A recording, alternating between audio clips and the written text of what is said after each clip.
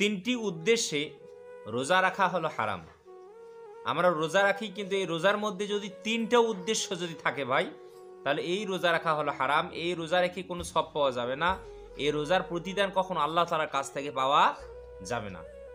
কোন তিনটি উদ্দেশ্যে রোজা রাখা যাবে না, আজকের ভিডিওতে আমরা সেই সম্পর্কে আলোচনা করব ইনশাআল্লাহ। কারণ রোজা রাখা হলো আমাদের জন্য ফরজ। নামাজ পড়া যেমন ফরজ, ওই রকম রোজা রাখাও কি আমাদের জন্য ফরজ। হজ করা যেমন ফরজ, ওই রকম রোজা রাখাও আপনার আমার জন্য ফরজ। এই কারণে রোজা সিয়াম অবশ্যই আপনাকে আমাকে পালন করতে হবে। এটা হলো আপনার আমার জন্য পালনীয় ওয়াজিব ফরজ একটি বিষয়। এটা কখনো আমাদের পরিত্যাগ করা যাবে না। এই রোজা এমন একটা ইবাদত, আল্লাহ সুবহানাহু ওয়া তাআলা বলেছেন, মান সামা রমাদানা ঈমানান ওয়া ইহতিসাবান গফিরা লাহু মা তাকদ্দামা মিন দামবিহি। যারা ঈমানের সহিত বিশ্বাসের সাথে যারা সবের আশায় যারা রোজা যারা রাখবে, আল্লাহ পাক রব্বুল আলামিন মা তাকদ্দামা মিন দামবিহি, তাদের পূর্বের জীবনের সব গুনাহগুলো আল্লাহ তাআলা মাফ করে দিবেন। সুবহানাল্লাহ। শুধু এটাই নয়, আল্লাহর নবী সাল্লাল্লাহু আলাইহি সাল্লাম বলেছেন, আল্লাহ পাক রব্বুল আলামিন রোজাদারদের জন্য স্পেশাল ভাবে জান্নাতের একটা গেট তৈরি করে রেখেছেন, যে গেট দিয়ে শুধু রোজাদাররা ছাড়া আর কোনো মানুষ ওই জান্নাতের দরজা দিয়ে প্রবেশ করতে পারবে না। সুবহানাল্লাহ। যে দরজাটার নাম হলো রায়আন। এই রায়আন নামক জান্নাতের ওই গেট দিয়ে শুধু রোজাদাররা আল্লাহ তাআলার ওই জান্নাতে প্রবেশ করবে, আর কেউ ওই দরজা দিয়ে জান্নাতে প্রবেশ করতে পারবে না।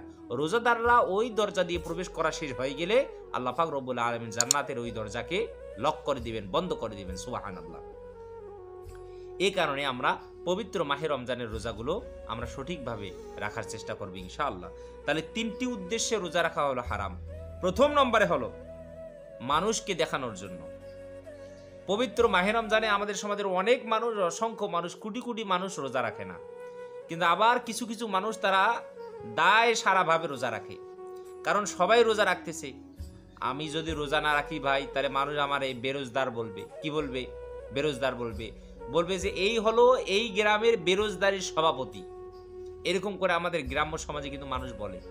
তো আমি যদি রোজা না রাখি, তাহলে মানুষ আমাকে গালমন্দ করবে, হেয় প্রতিপন্ন করবে, আমাকে বেরোজগারই বলবে, হ্যাঁ, এরকম করে আমাকে গালমন্দ বলবে।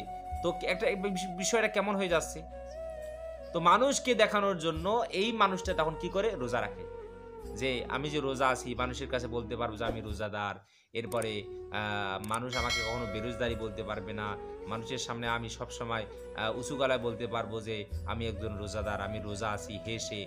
এই যে মানুষকে দেখানোর জন্য কোনো ইবাদত আল্লাহ তাআলা কবুল করে না। আল্লাহ তাআলা বলেন, আল্লাযীনা হুম ইউরাউন, ধ্বংস হোক ওই সমস্ত মানুষেরা যারা মানুষকে দেখানোর জন্য কোনো ইবাদত করে। তাহলে মানুষকে দেখানোর জন্য কখনো আমাদের রোজা রাখা যাবে না। এই রোজাটা রাখতে হবে একমাত্র আল্লাহর সন্তুষ্টির জন্য। আল্লাহ তাআলা নিজেই বলেছেন, আস-সাওমু লি ওয়া আনা আজজি বিহি। রোজা হলো আমি আল্লাহর জন্য, আর এই রোজার প্রতিদান আমি আল্লাহ তাআলা বান্দাদেরকে নিজ হাত দিয়ে দেব। সুবহানাল্লাহ, সুবহানাল্লাহ, সুবহানাল্লাহ। এই কারণে রোজা রাখতে হবে শুধু আল্লাহকে সন্তুষ্ট করার জন্য, মানুষকে দেখানোর জন্য নয়, মানুষের কাছ থেকে নাম পাওয়ার জন্য নয়, মানুষের কাছ থেকে বাহবা পাওয়ার জন্য নয়, মানুষের কাছ থেকে আপনার কোনো বাহবা, কোনো আপনার শাবাশি পাওয়ার জন্য নয়। রোজা শুধু রাখতে হবে একমাত্র আল্লাহর জন্য। দ্বিতীয় নম্বরে যে উদ্দেশ্যে রোজা রাখা হলো হারাম, সেটা হলো সিহরি খাওয়ার উদ্দেশ্যে। আমাদের সমাজে অনেক মানুষ দেখা যায় যে সিহরি খাইতে ওঠে। তো অনেক মানুষ দেখবেন সিহরি খাওয়ার উদ্দেশ্যে কি রাখে? রোজা রাখে। আমি সিহরি খাবো, রোজা রাখবো। তো সিহরি খাওয়ার উদ্দেশ্যে কখনো রোজা রাখা যাবে না। আমাদেরকে রোজা রাখতে হবে আল্লাহকে খুশি করার জন্য।